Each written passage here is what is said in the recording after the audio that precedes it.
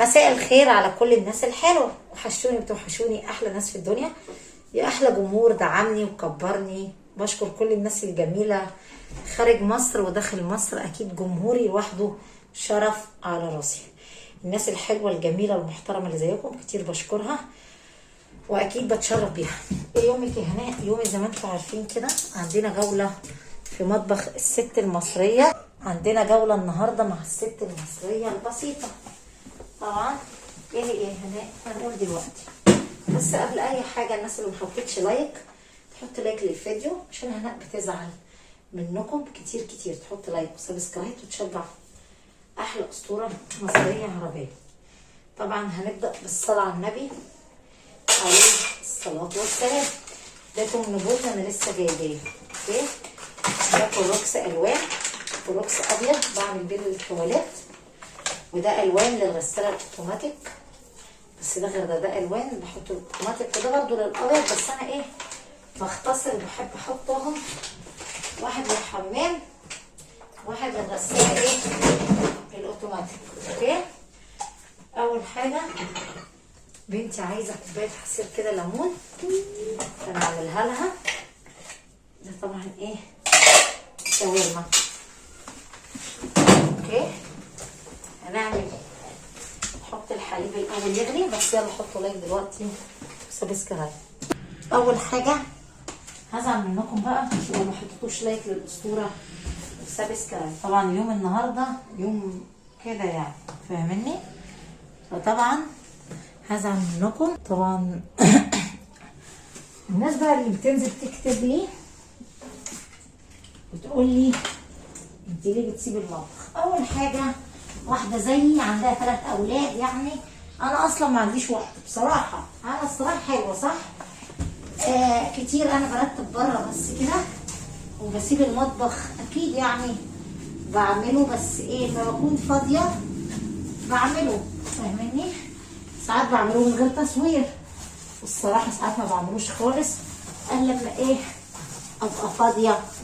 طبعا انا دلوقتي هلمع كده المطبخ، وفي نفس الوقت عشان ايه البوتاجاز اغسله، عشان اعمل تسبيك، اعلق على التسبيكه بتاع المحشي. طبعا المطبخ زي القشطه من جوه، ها، عشان الناس اللي بتقول انت بتنضفي المطبخ بس من بره. نو، طبعا انا بنضف المطبخ من جوه، هنا مخليها زي القشطه وزي الفل اهو. ادي العينه باينه، شايفين؟ العينه باينه، يعني انا منضفاه اصلا من جوه. المواعين دي عايزه تترص بس، والله العظيم انا مخليها زي القشطه. بصوا كمان، بصوا ملي عينيكم عشان تعرفوا انا منضفاه. وده خزين شقتي، لا نلف لكم الكاميرا بقى عشان ما ازعلش منكم. اهو ماله، مالنا احنا فرشينه، ودي سمنه بس انا مش عايزه تقف، بنيمها فاهمني؟ وخل وكل خير ربنا، الحمد لله يعني، الحمد لله على الستر والصحه. ها، واللي عنده ستر وصحه نصيحه تبقى ملكته الدنيا كلها. وبعدين يا بنتي اسمك الاسطوره. طبعا كده انا لمعته بالليفه الاسبونشه دي. تعملي ايه تاني يا هناء؟ هقول بنشغل التليفون للبت القرده دي اللي اسمها اودي اهي. يلا بقى اللي بيحب احلى اسطوره هينزل يدعمها، يحط لها لايك سبسكرايب، لا 5 وخميسه عليكي. طبعا احنا كده عملنا ايه؟ عملت ايه يا اسطوره؟ عملته كده بالاسبونشه عشان اقدر المع ايه، المع رخامه تبقى الدنيا زي ايه، زي القشطه. وبعدين نغسل البوتاجاز بتاعنا. ويوم كده تشجيعي من الست المصريه البسيطه، بحب كل الناس الحلوه. بصوا شايفين؟ طبعا انا عملت الاسبونج ليه؟ عشان بقاله فتره ومدلوق عليه حاجات ملعبك، لما بيكون نضيف ببل حته ناشفه وحته مبلوله، بس هو كان محتاج الاسبونج، فاهمني؟ اكيد فاهميني. طبعا اعمل بوتاجاز الاول عشان عايزه اعمل تسبيكه تعلق على التسبيكه بتاع المحشي، عشان احضر اعمل محشي. بقالي فتره طويله لو تفتكروا ما اكلتش محشي. الناس بقى اللي بتقول انت خسيتي يا اسطوره، هقول لكم من ساعه دخول المدارس انا خسيت من القرف، خسيت من الشغل. شوفوا انتوا حطوا نفسكم مكاني، ست ام واب. بتعمل ايه بقى الام والاب دي؟ تودي ولادها المدرسه وتيجي تريح شويه لحد الظهر، وبعدين تجيبهم، وبعدين تنزل الساعه 2 الظهر، تنزل 3 الظهر، عقبال ما تودي ولادها تيجي 4 5، تدور الكاميرا، تنظف، تعمل اكل لاولادها، صح؟ وادي اللمعه يا جدعان. لو شفتوا عسل زي ده يلا حطوا لايك سبسكرايب. طبعا انا كده ظبطت الدنيا، بس فاضل ايه بقى؟ تلميعة الميكروويف. طبعا انا جبت شويه كلور على فكره عشان في المطبخ كان عليه زيوت وايه، وظبطت الدنيا كده هنا اهي عشان نجيب الفرشه بتاعته ونغطيها. ماشي اهو، خليناه زي الفل. على فكره ان انا نضفته.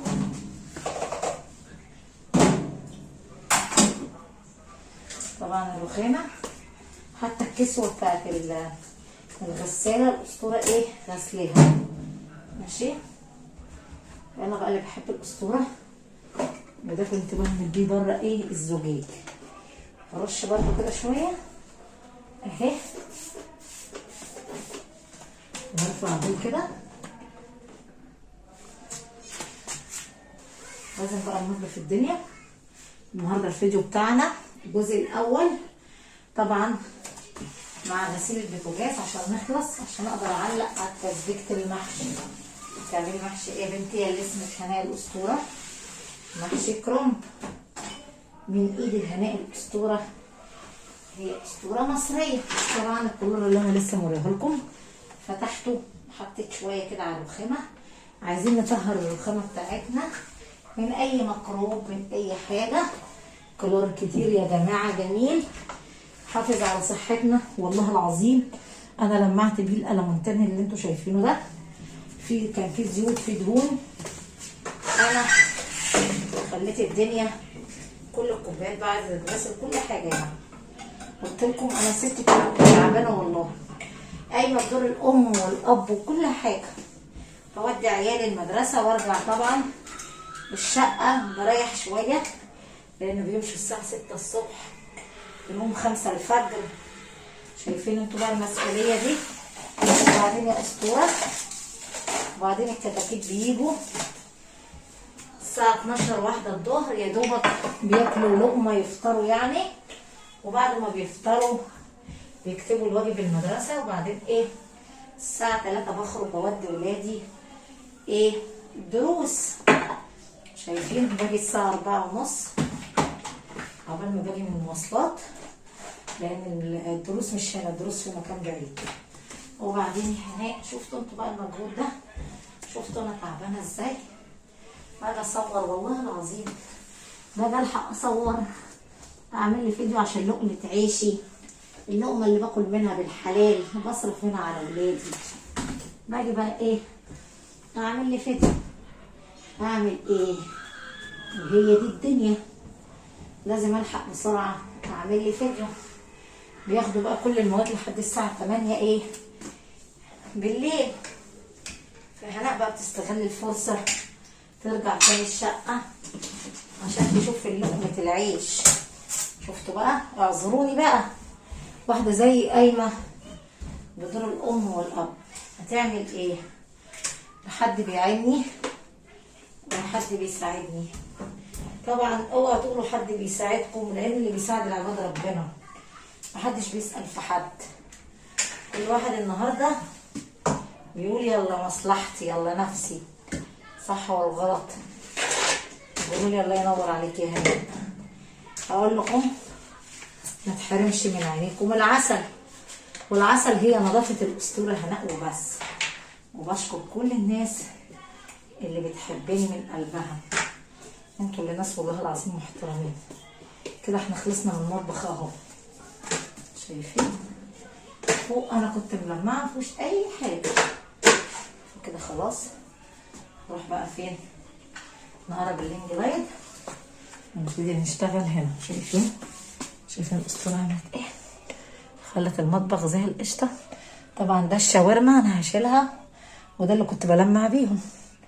خلينا المطبخ زي القشطه زي ما انتم شايفين. يلا بقى حطوا لايك. طبعا كده ايه هناء لمت الحاجه اللي على البوتاجاز، بس ايه عشان ما اطولش عليكم الفيديو في نفس الوقت عشان عندي مواعين كتير. قلنا عايزين نعلق على التسبيكه واحنا شغالين في الجزء التاني. يلا بقى اللي بيحب احلى اسطوره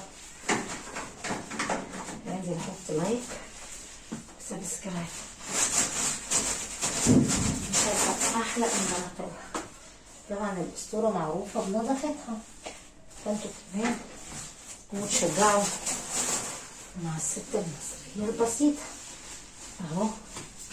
كده نخليه زي القشطه، والقشطه هي واحده بس، ست واحده معروفه على ساحه السوشيال ميديا هي هناء الاسطوره. طبعا كده ايه تعمل ايه يا بنتي اللي اسمك هناء؟ هنمسحه الاول كده بحاجه مبلوله، نظبط الدنيا كده ونقول 5 ونور عليكي يا احلى ملكه. اقول لكم ما تحرمش من عينكم الحلوه يا حلوين. وهزعل منكم بقى لو ما حطيتوش لايك سبسكرايب. نشجع الاسطوره هناء اهو. هطفي الكاميرا وارجع لكم عشان ما نطولش عليكم الفيديو. وهناء تكون ضيفه خفيفه. طبعا الاسطوره هتزعل منكم لو ما نزلتوش حطيتوا لايك لاحلى اسطوره وسبسكرايب، عشان كتير اللايك هيحفز الاسطوره هناء. وانتوا عارفين ان انا اليومين دول بطفي لوحدي ايه الكاميرا، فطبعا اللايك هيشجع الاسطوره انها تنزل كده ايه تتحفز يا احلى ناس في الدنيا. كده احنا غسلنا بوتاجازنا العسل ده باين عليه، مفيش بس الا ايه العيون ديت. يبقى ده كده ايه الفيديو بتاعنا اوكي. وفي نفس الوقت يا اسطوره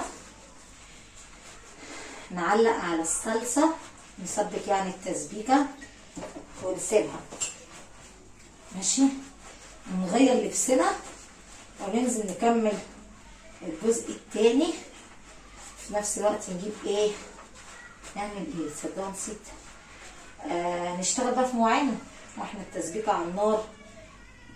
نغير بس اللبسات الخلاجات اللي علينا. طبعا انا زعلانه منكم، قولوا لي ليه يا بنتي يا اللي اسمك الاسطوره عشان ما بتحطوش لايك. والله العظيم والله زعلانه منكم كتير. قلنا اللايك ده مش هتخسروا حاجه يعني، يبتدي الفيديو يتشاف في جميع انحاء العالم. يبقى شكر كتير وفضل منكم. وبلاش يا حلوين تسرقونا وتاخدوا فيديوهاتنا. عارفين ليه؟ عشان مش هتاخدوا جنيه من ورانا. طبعا كده فهمتوا مضمون الرساله صح؟ بلاش كل ما ننزل فيديو على اليوميات البت الاسطوره دي اللي اسمها الاسطوره هناء نقوم نجلبها. بس عارفين ليه؟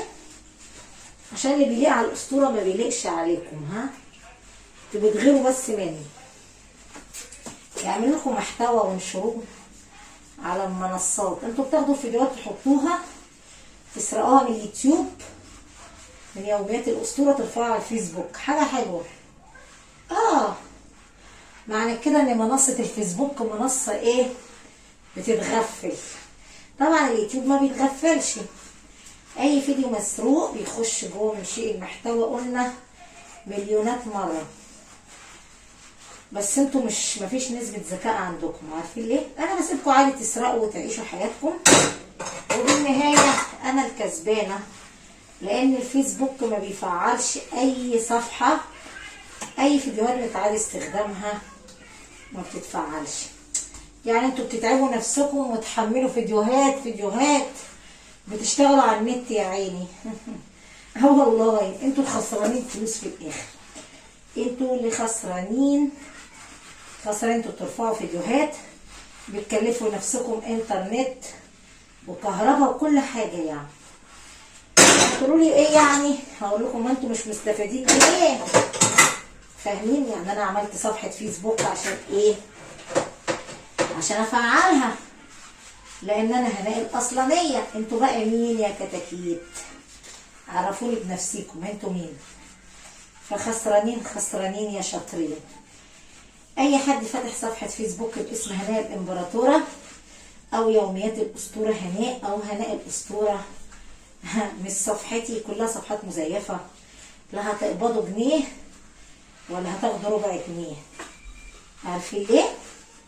لان مش محتوى اصلي. لازم المحتوى اللي هينزل على صفحه الفيسبوك زي اليوتيوب يكون محتوى اصلي، وفي نفس الوقت نكون احنا مصورينه وما نزلش على اي منصه. يا حلوين يا كتاكيت. شفتوا بقى انتوا مغفلين ازاي؟ وبالنهايه انا رقم 1 ونمبر 1، وانتوا تقعدوا تتفرجوا على الاسطوره هناء وتقولوا الله اكبر عليكي يا برنساس، 5 ومو عليكي يا احلى ملكه. اقول لكم ميرسي. تعالوا اتعلموا بقى مننا، سامعين؟ عشان انتوا مغفلين. وبلاش تقلدونا يا كتاكيت، عشان اللي بيليق على البرنسيسه طيب ما بيليقش عليكم. سمعتوا؟ ماشي. اللي بيليق على البت الاسطوره دي بيليق عليكم. ها ايه ست جودي هنا؟ في نفس الوقت ايه، انا بضحك عليكم بالنهايه. حلوين، شيرتوا لي فيديوهات وحلو، الله اكبر عليكم. و5 مو على الناس الحلوه اللي زيكم. ولا استفدتوا جنيه. اتحدى اي حد استفاد جنيه من ورا الاسطوره هناء ونزل فيديوهات كده ودخل له كاشات. يا حلوين، انتوا تيجوا تتعلموا من الاسطوره هناء. ها؟ وبالنهايه انا اللي بضحك عليكم يا مغفلين. اللي خد جنيه يكتب لي، واللي قبض فلوس يقول لي. ولا في صفحه فيسبوك هتتفعل.